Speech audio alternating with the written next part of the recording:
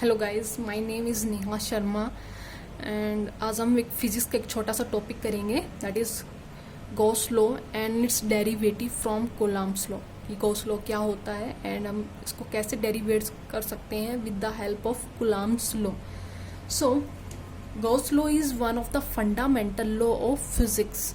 कि जो Gauss law है वो भी एक फंडामेंटल लॉ है फिजिक्स का, जो कि रिलेट करता है इलेक्ट्रिक फील्ड को उसके चार्ज डिस्ट्रीब्यूशन से, जिससे कि ये फील्ड क्रिएट होता है।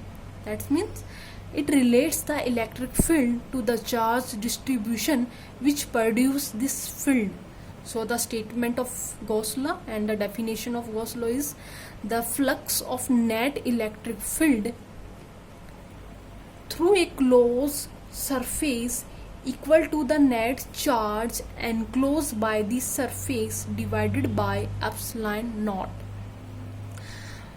What we can say कि जो उस क्लोज सरफेस का जो नेट इलेक्ट्रिक फील्ड होता है उसमें से जितना फ्लक्स पास करता है वो इक्वल होता है उस सरफेस एरिया के नेट चार्ज के, उस एनक्लोज सरफेस एरिया के नेट चार्ज के divided by epsilon not. Okay, flux का मीन्स होता है the number of electric lines of force passing normally through any given area.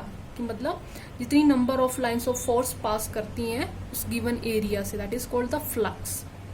और उस क्लोज सरफेस एरिया के नेट इलेक्ट्रिक फील्ड में से जितनी number of lines of force pass करती हैं वो इक्वल होती हैं उस एनक्लोज सरफेस एरिया के नेट चार्ज के। Okay, and divided and epsilon not times के।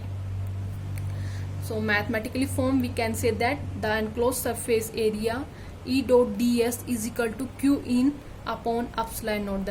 This is the mathematical form of the Gauss law, and Q in is the net charge enclosed by the surface. Okay.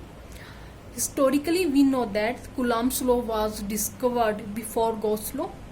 Coulomb's law पहले ही discover हो चुका है। So it is possible to derive Gauss law from Coulomb's law. So एक possible है कि हम Gauss law को derive कर सकते हैं with the help of Coulomb's law.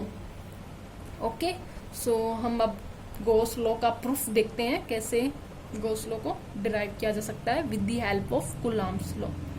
Here suppose A charge Q is place at point O.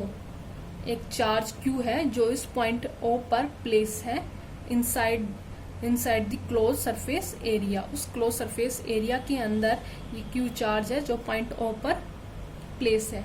Now consider another point P that is on the surface area, जो surface area के ऊपर है। ठीक है, and consider a small area delta S around this point P. उस P point के around एक small area consider करो that is called delta S. Okay, so we can say that this OP is called the radius of the close surface, that is called R. उसकी radius हो जाएगी OP is R. The electric field at point P due to this charge is equal to E is equal to Q upon 4 pi epsilon naught R square. इस P point पर इस Q charge की वजह से कितना electric field create हुआ, that is called E is equal to Q upon 4 pi epsilon naught R square. इतना electric field create हुआ इस चार्ज की वजह से इस पॉइंट P पर. Okay, so suppose this line OP makes an angle alpha.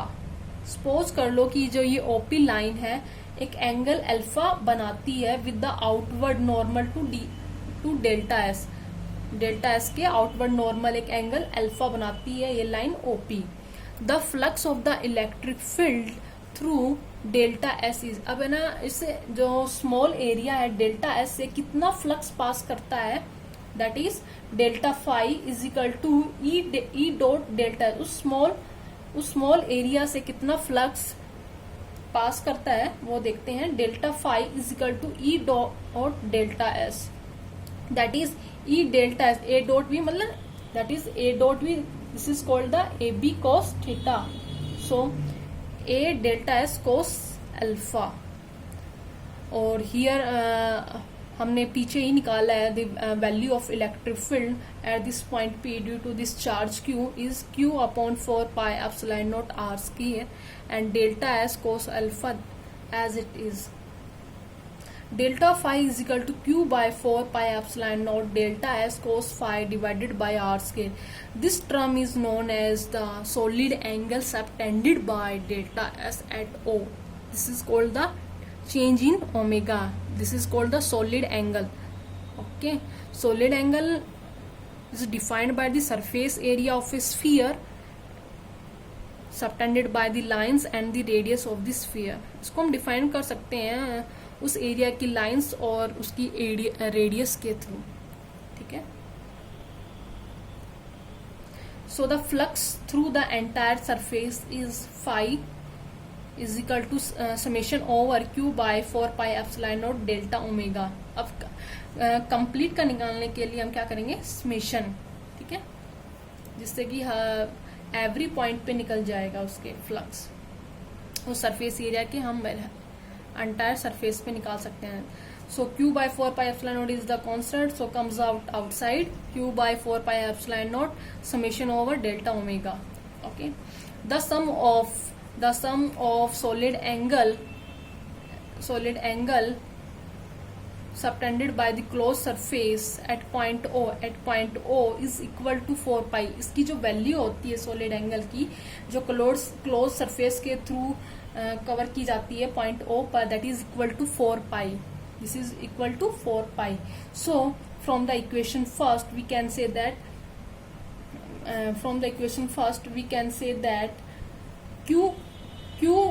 phi is equal to Q over 4 pi epsilon naught and delta omega summation over delta omega is 4 pi.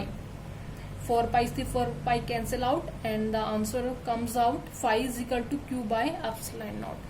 This is the derivation of Gauss law from Coulomb's law, with the help of Coulomb's law. Thank you so much. अगर आपको थोड़ा सा भी मेरा अच्छा लगे